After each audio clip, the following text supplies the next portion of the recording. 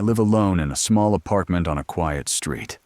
Nothing ever really happens around here, which is exactly why I chose the place. It's the kind of neighborhood where people nod politely, but mostly keep to themselves. Late one evening, I was sitting on the couch, watching something on Netflix and finishing up the leftovers I had for dinner. Everything outside was still, and the only light in my apartment came from the TV screen. Then someone knocked on my door. Not just a casual knock either. It was firm, almost urgent. I paused the show and just sat there, listening. Maybe they had the wrong apartment. I didn't move. A few seconds passed. Then the knocking came again. 3 steady knocks. Slower this time, but harder. I got up quietly and approached the door. We don't have a doorbell, so knocking is normal, but there was something uneasy about it. I looked through the peephole. No one was there. I stood for a moment, still holding my breath. The hallway was empty. I even cracked the door open just slightly, but the landing was quiet. I went back to the couch. Less than a minute later, I heard it again. A soft sound, like fingertips brushing across the surface of the door. Then, one slow knock. Just one. I walked back to the door and looked through the peephole again. This time, someone was standing there. A man, just slightly to the side of the doorframe. Not close enough for me to see his face, but close enough that I could see he wasn't holding anything. No food, no packages, nothing. He didn't say a word. He just stood there. I stepped back from the peephole and just stood there for a moment, trying to process what I was looking at. The guy hadn't moved. He was still angled to the side, like he was deliberately keeping his face out of view. I didn't know what to do. My phone was on the coffee table, and I didn't want to turn my back to the door, even for a second. My gut told me not to open it, just wait it out. A full minute went by, then another. Still no movement. It was like he was waiting for me to make the first move. I eventually grabbed my phone and quietly started recording through the peephole, hoping I could get something useful in case I needed to report it. But the footage was barely visible. The lighting in the hallway was dim, and the guy was just far enough to be mostly a shadow. Then, without warning, he stepped closer. Not directly in front of the door, but closer to the edge, like he wanted to test the limits. And then, he reached for the doorknob. I heard the soft rattle of metal as he tried it, slowly, like he was being careful not to make noise, but I heard it. My heart was pounding so hard I could feel it in my throat. I shouted through the door, "I'm calling the cops!" He didn't respond, didn't run, didn't say a word. Instead, he placed his palm flat against the door. I could hear it, the slight pressure, the way the wood creaked. Then came a low, steady thud. One knock. Then another. He started pounding, not like someone asking to come in, but like someone trying to break through. I backed away, phone in hand, and headed to the kitchen. It was the only room without windows facing the front. I locked the door behind me and called the police, trying to keep my voice steady. I stayed on the line with the dispatcher. A few minutes passed. Then she asked me to go check if he was still there, only if it was safe. I walked slowly back to the front door and looked through the peephole again. He was gone. No sound, no movement in the hallway, just the dim overhead light flickering slightly like always. A few minutes later, I heard a knock again, but this time it was clear and professional. The police had arrived. I let them in, explained what happened, even showed them the poor quality video. They checked the hallway and the area around the building but didn't find anyone. No signs of forced entry, no fingerprints, just a few faint smudges on the door. They said it was probably an attempted burglary, or maybe someone casing the place. But I knew what I saw. That guy wasn't just looking for a place to rob. He was waiting for something. I didn't sleep that night. Even after the cops left, even after double-checking that every lock on my door was secured, I couldn't bring myself to go to bed. I stayed on the couch, lights on, TV playing something I wasn't really watching. My eyes kept drifting toward the front window every few minutes, waiting to see a shadow cross the lawn. Or worse, someone standing at the door again. Hours passed. I don't remember falling asleep. At some point, exhaustion must have just taken over, and I drifted off sitting upright with the remote still in my hand. Then I woke up to screaming. At first I thought it was coming from the TV, but it was too loud, too real. Someone was screaming for help right outside. I jumped up, heart racing, and looked out the window. It was coming from the house next door. My neighbor, a girl I'd only spoken to once or twice, lived alone, and right now, there were lights flickering from inside her place, and the sound of something slamming hard over and over. I bolted for the door, flung it open, and ran across the lawn barefoot. I could still hear her yelling, struggling, crying out in panic, but just as I reached her front yard, flashing red and blue lights turned the corner and lit up the street. The same police unit that had been at my place earlier was now pulling up in front of her house. I stopped. My hand was already halfway to the door, ready to throw myself into whatever was happening inside.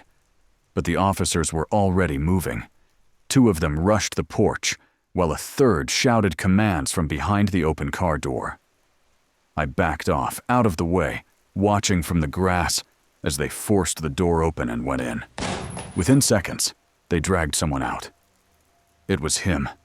Same build, same clothes, same weird stillness. Only now he was fighting back, screaming something I couldn't make out, eyes wild, thrashing against the officers trying to restrain him. They got him on the ground, cuffed him, and pulled him to his feet. One of the officers took him straight to the cruiser, while another stayed behind to check on the girl. She was shaken up, crying, holding her arm. There was blood on her lip. Later, they said he'd broken in through a side window, probably had been watching both houses for hours, maybe days. He didn't say anything when they arrested him, just stared at everyone like we weren't even real. They told me I did the right thing by calling earlier, said the patrol had circled back around my street because of the earlier incident, and that's the only reason they were close enough to stop what could have turned into something much worse. The girl recovered, physically at least. I never really saw her again after that night, not long after she moved out. And the guy? He was locked up, never showed up in the news, never came back to that neighborhood. But sometimes I wonder, if I hadn't been awake, if I hadn't opened the door earlier that night, would it have been me instead of her? I still live with that question.